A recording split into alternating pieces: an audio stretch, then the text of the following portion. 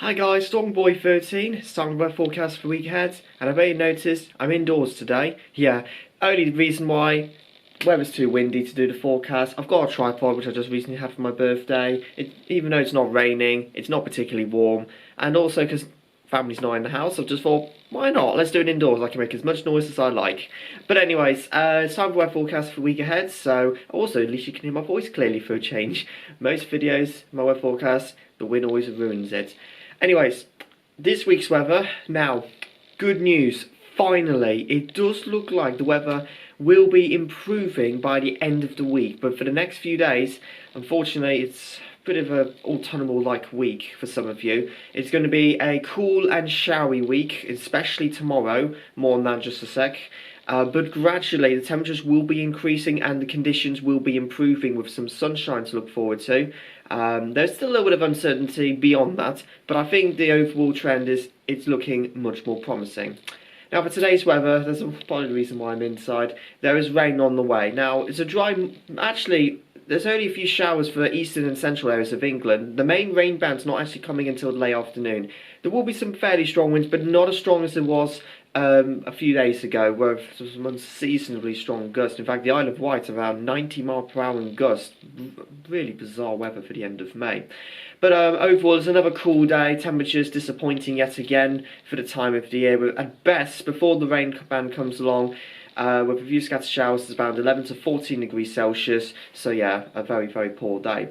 Now for tonight's weather, the rain band should clear away quite quickly. It's not going to last as long as well, so only about a couple of hours rain. It might give about 5 to 10 millimetres.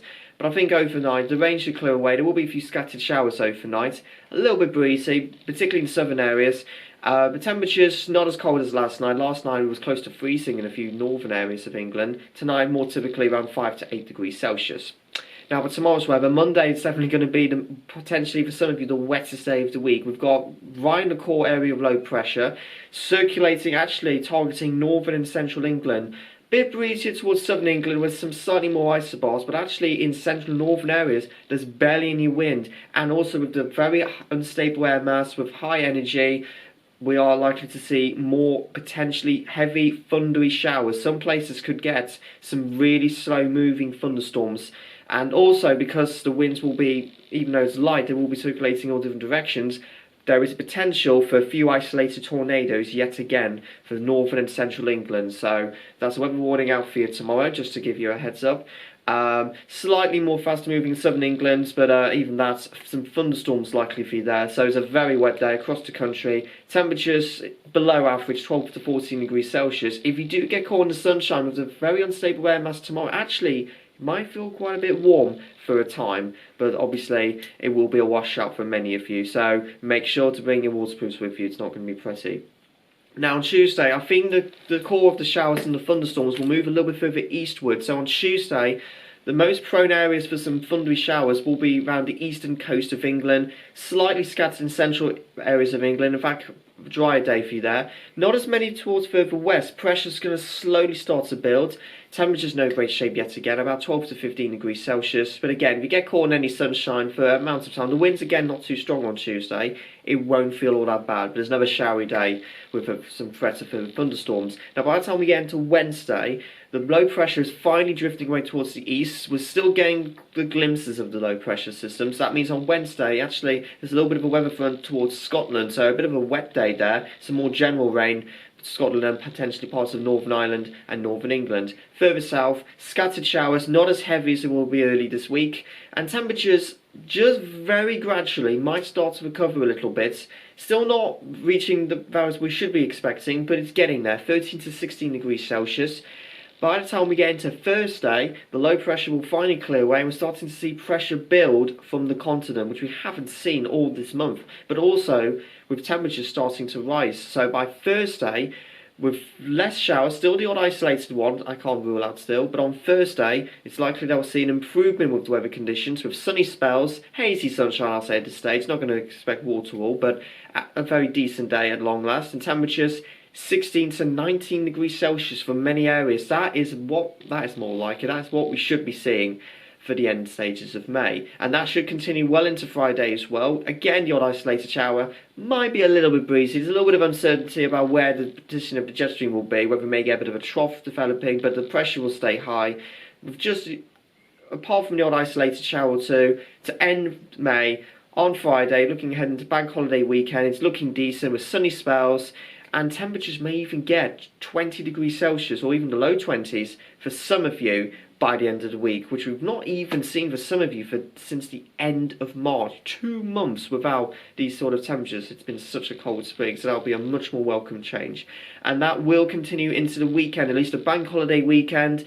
Not much rain forecast at this stage, or even very little rain, so some very promising conditions well into the bank holiday weekend. Don't know how warm it's going to be, so I'm not going to predict it's going to be a heatwave like conditions, but temperatures will be around high teens, low 20s, very, very pleasant with light winds. That's not bad, and the sun is actually near at its strongest, so if you get caught in it for a long amount of time, it will feel really warm, but be sure to put some sun cream on.